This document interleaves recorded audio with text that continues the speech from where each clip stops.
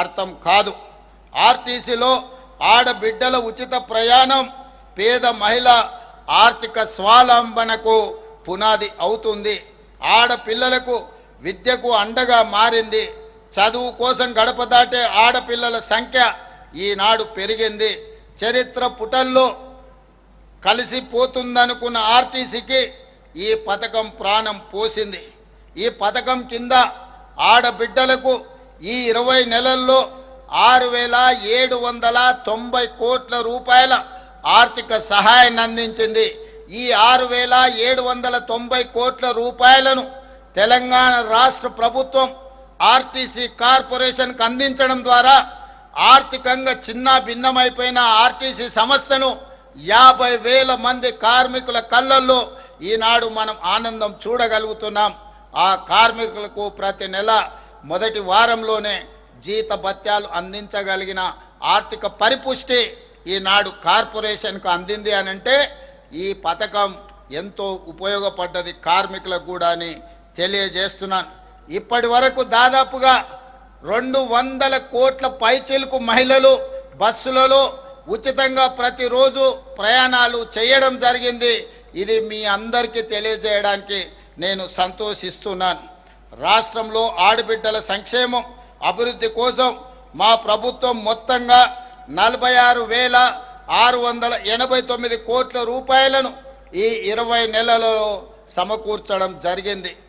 అదేవిధంగా మిత్రులారా, యువ తెలంగాణ శక్తికి ప్రతీక.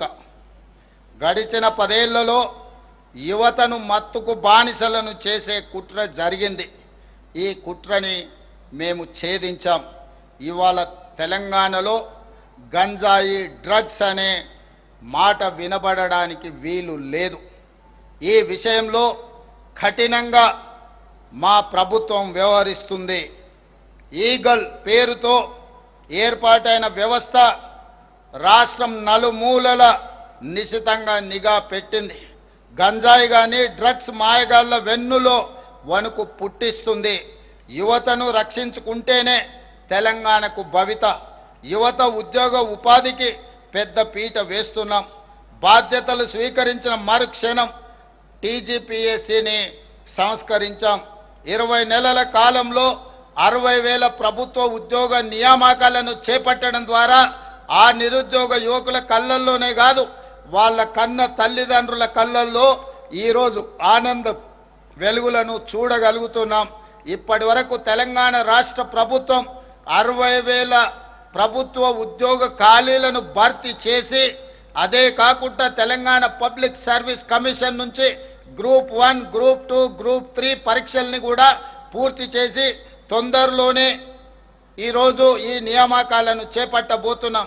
అదేవిధంగా పేదలకు విద్యను అందించే ఉద్దేశంతో డిఎస్సిని కూడా పూర్తి చేసి దాదాపుగా 10,000 పైచిలకు టీచర్ ఉద్యోగ నియామకాలు చేపట్టడం ద్వారా పేదలకు విద్యను అందుబాటులోకి తీసుకురావడానికి ప్రభుత్వం వేగంగా ముందుకు వెళుతుంది.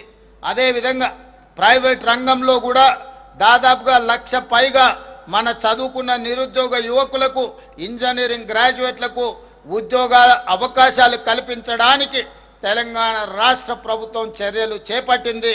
తద్వారా 1,00,000 పైగా నిరుద్యోగులకు ఉద్యోగాలు రావడాన్ని ఈ సందర్భంగా సంతోషంగా తెలియజేస్తున్నాను.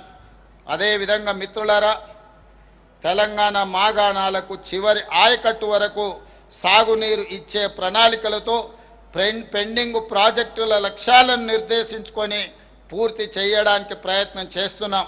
కృష్ణానది, గోదావరి జలాల్లో మన వాటాల సాధనలో రాజీ పడే సమస్యనే లేదు.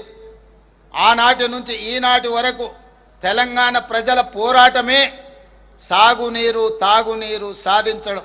అలాంటి తెలంగాణ ప్రజల భావోద్వేగమైన పేగుబంధం సాగునీటి ప్రాజెక్టులు. కృష్ణా, గోదావరి నదులలో ప్రతి చుక్క తెలంగాణకు రావాల్సిన వాటాను సాధించి ఎవరి ఒత్తిడికి లొంగేది లేదు, ఎవరి ఆరోపణలకు బెదిరేది లేదు. 4 కోట్ల